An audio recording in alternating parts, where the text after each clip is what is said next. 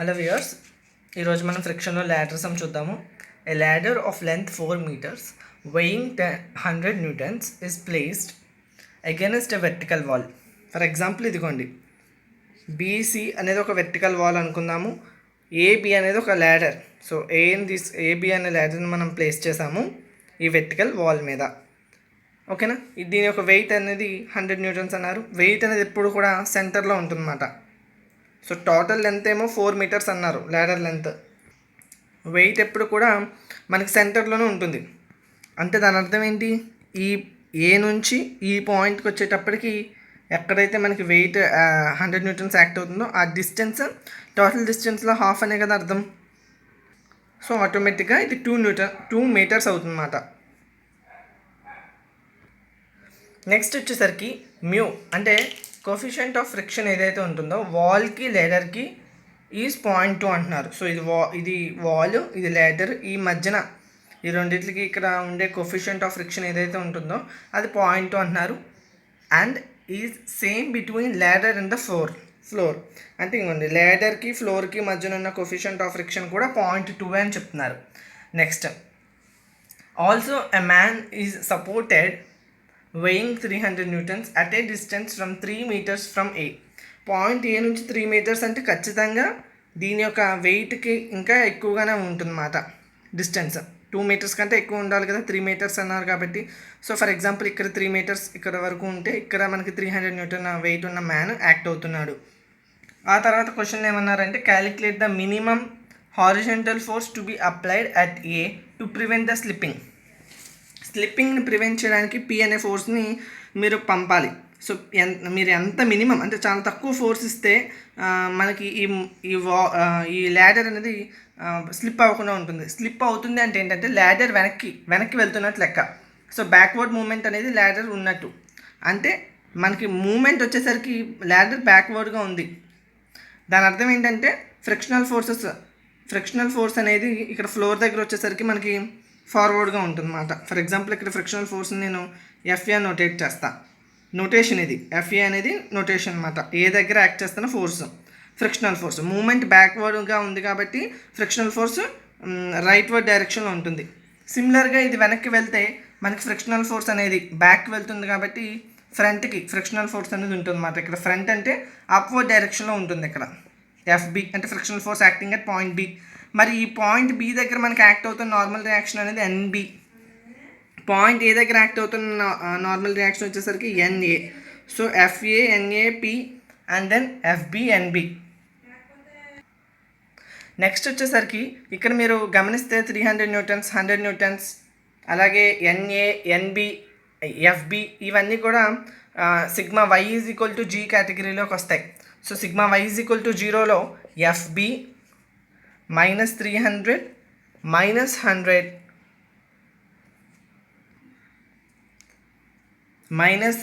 Plus NA is equal to 0. ఇది ఒక equation.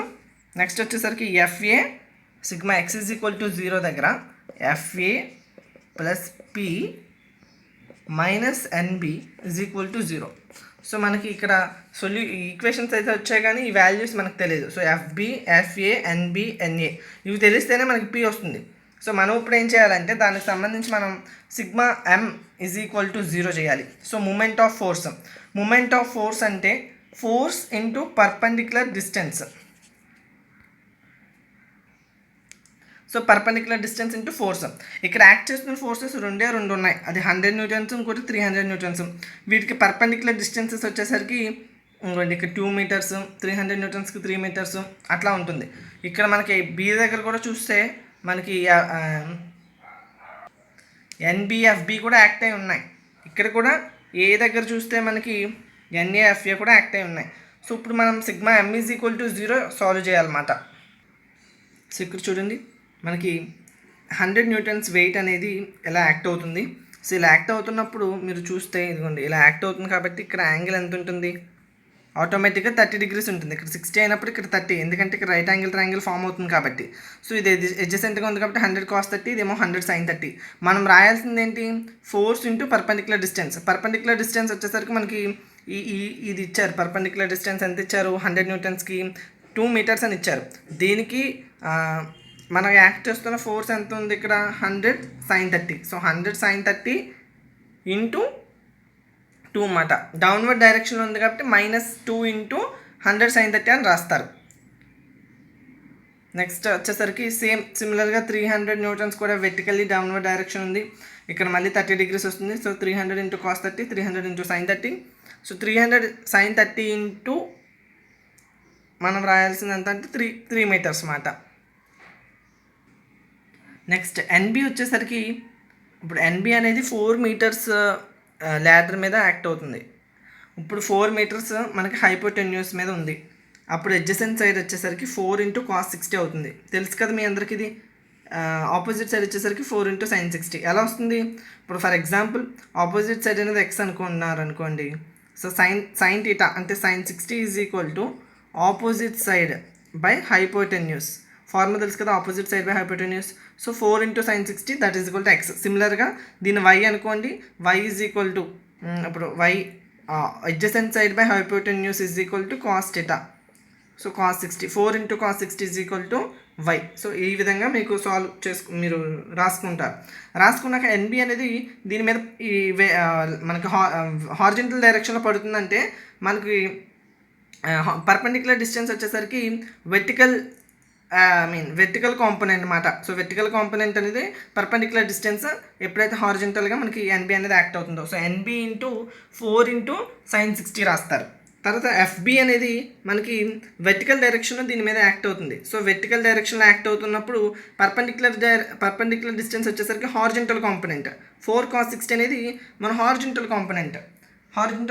So FB into 4 into cos 60 ఇందాక రాసిన 100 sin 30, 300 sin 30 నెగిటివ్ సైన్స్లో ఉంటాయి. డౌన్వర్డ్ డైరెక్షన్, ఈ రెండు పాజిటివ్ డైరెక్షన్లో ఉన్నాయి కాబట్టి పాజిటివ్ సైన్స్ ఉన్నాయి. ఇప్పుడు సాల్వ్ చేసుకుంటే మీరు ఈ వాల్యూ సాల్వ్ చేస్తే ఎఫ్బి అండ్ బిలో మనకి ఈక్వేషన్ వస్తుంది. సో ఇక్కడ చూడండి -300 into sin 30 into 3. So distance -100 into sin 30 into 2 plus FB into 4 into cos 60 plus NB into 4 into sin 60 is equal to 0. So ఈ వాల్యూ సాల్వ్ చేస్తే మనకి 550 వస్తుంది. సో పక్కన ఈక్వేషన్ వచ్చేసరికి cos 60 1/2 ఇంటూ 4 ఇంటూ sin 60 చేస్తే 3.4 వస్తుంది. ఆల్రెడీ మనకి coefficient of friction అనేది ఇచ్చేసారు 0.2. F is equal to mu into FB is equal to mu into NB. So mu వచ్చేసరికి 0.2.